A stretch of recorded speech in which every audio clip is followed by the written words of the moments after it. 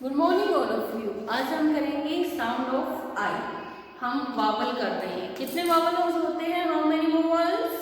Tell me children. Very good. How many vowels? कितने होते हैं बताइए। मैंने लिखा है यहाँ हाउ मेनी वावल्स? 5। कौन कौन से?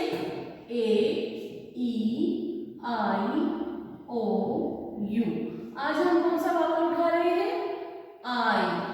साउंड्स ऑफ आई। आई का क्या साउंड होता है? ई। कभी कभी साउंड इसका ए भी निकलता है, ई भी और ए भी।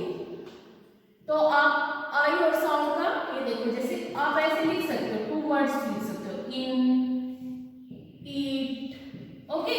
अब हमने इसके आगे कोई भी फोनिक साउंड लगा दिया, जैसे बी लगा दिया। ये फोनिक साउंड है ना, आपको पता है आपको, बी। और पीछे आपने इन। इनका तो साउंड सेम है, बट जब आपने बी इसके साथ अटैच कर दिया तो क्या बन गया? बिन। एफ कर दिया, फिन।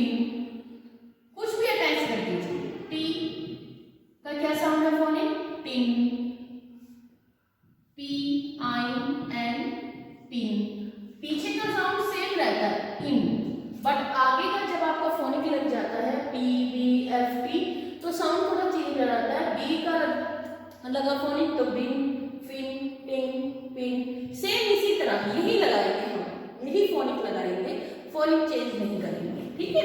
जैसे बी लगाया, यहाँ पर न था तो इन बन गया था, बट यहाँ ट है तो क्या बन गया? Bit. Next, feet, next, tit, next, PIT, tit. क्या चेंज हुआ है? कुछ चेंज नहीं हुआ। हमने यहाँ पर फोनिक चेंज लगाया है। जब पीछे न था तो न का साउंड आ गया, इनमें ट था तो ट का साउंड। इसी तरह आप साउंड्स ऑफ आई को अच्छे से अपनी कॉपी में राइट कीजिए और टाइम कीजिए। Okay, bye bye.